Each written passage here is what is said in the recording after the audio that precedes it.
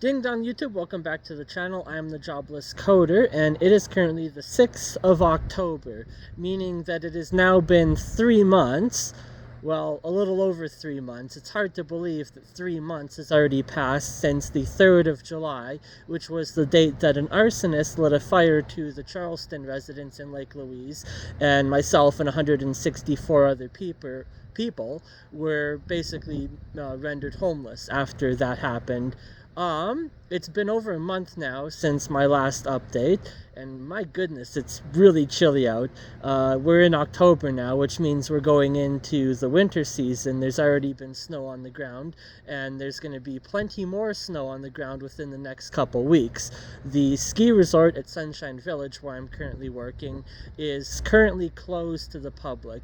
It is for a 6-week duration for what they know as the shoulder season, and that allows the ski resort to prepare the runs and the lifts and the buildings and do all kinds of renovations that are required before they open for the winter season at the beginning of November. So that's going to be in basically 4 weeks time from now. Well, maybe a little less than that.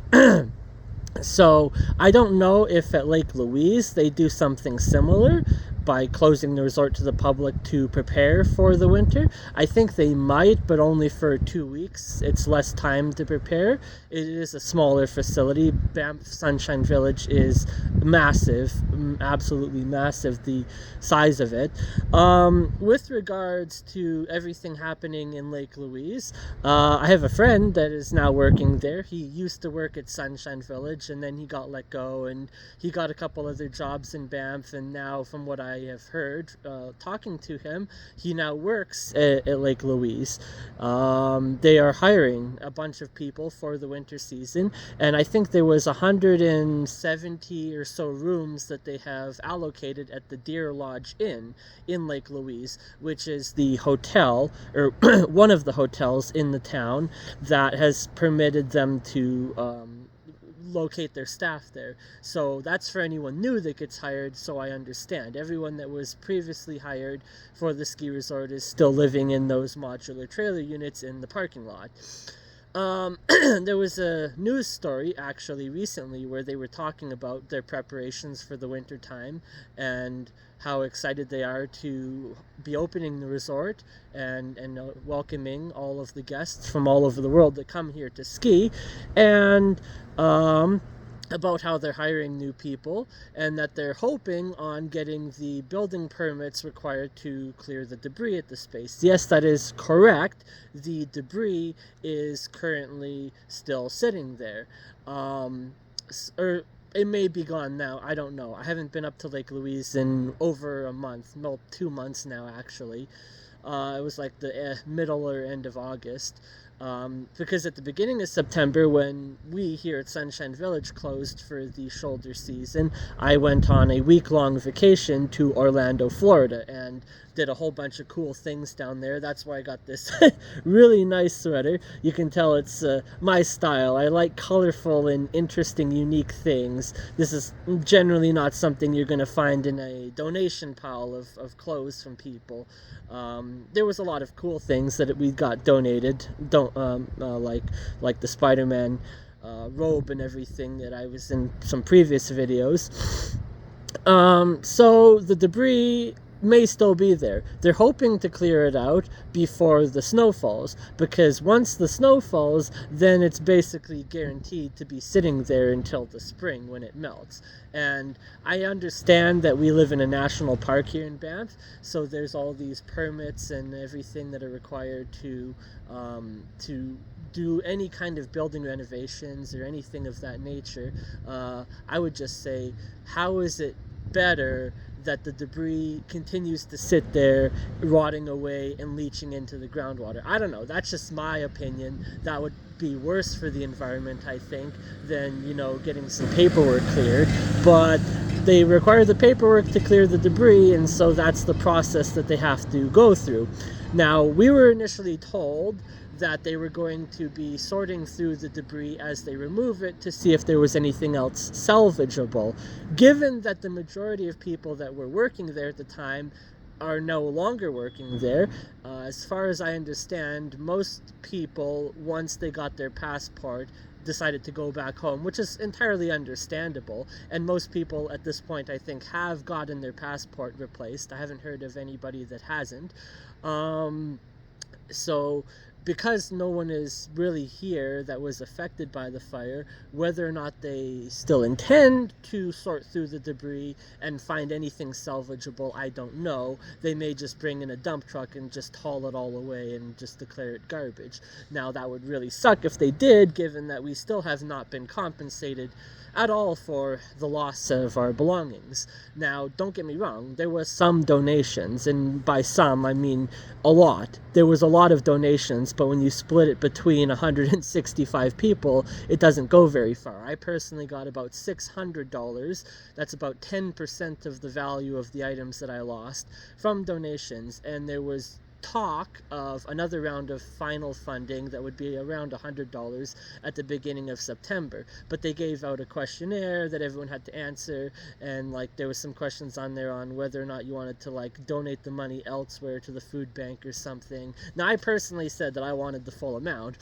I don't know. I haven't gotten that money. There hasn't been any talk of that $100. So perhaps the majority of people voted to give the money elsewhere. I don't know. I find that hard to believe, given that some people lost $5, $10, $15, $20, $25,000 worth of stuff. In some cases, the most amount of money that I heard in terms of goods and supplies that were destroyed from a couple from Spain, a Spanish couple that I'm friends with. Between the two of them, they claim to have lost $50,000 worth of stuff.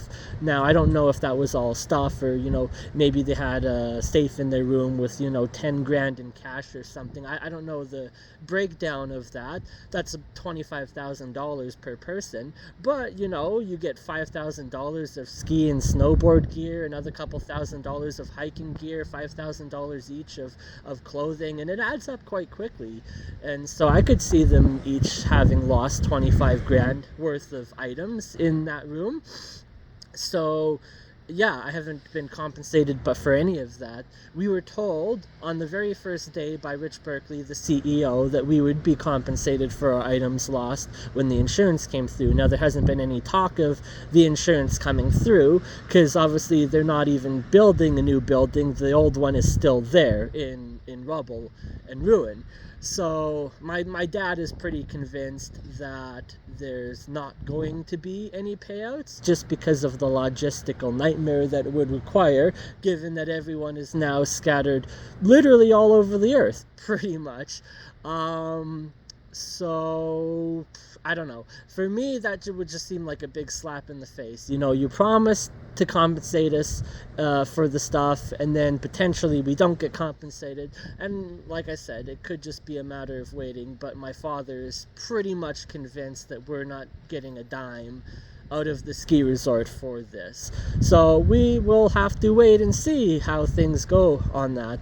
Last I heard, the trial for Timothy Peterson was continuing, and that his next date was the 2nd of October, which would have been 4 days ago. I have no idea what the news of that is. I haven't looked or bothered to look or Google anything. So for all I know, he got let off the hook because he was mentally ill or whatever, and you don't have to go to prison. Or maybe they convicted him, or the trial is still ongoing. I frankly don't know.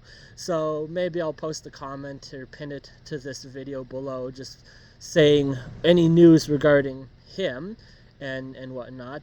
I did get a friend suggestion on my Facebook for Timothy Peterson, because I had one mutual friend, and it's like, hey, nope, hell no. Okay, so other than that, that's about all I really have to share. I mean, I had a lot of fun in Orlando. I would have never been able to take that trip had it not been for working at Sunshine Village and getting the tips that I had gotten from working at Trappers. So that's some silver lining in it, is that I got to take that once-in-a-lifetime trip. And other than that, that's basically been the past month here. It's just doing minimal amounts of work, some renovation help around the ski resort until we open up in the wintertime. And maybe I'll get another opportunity in the future to go up to Lake Louise sometime and see if the debris is still there or if it's buried in snow. Until then, I want to thank everyone who follows these videos, and make sure to subscribe to the channel and like and comment and share it out with your friends so that you can spread the information. Whatever limited amounts I continue to get, given that I was taken off of the email list and all communications pretty much ceased after I was fired.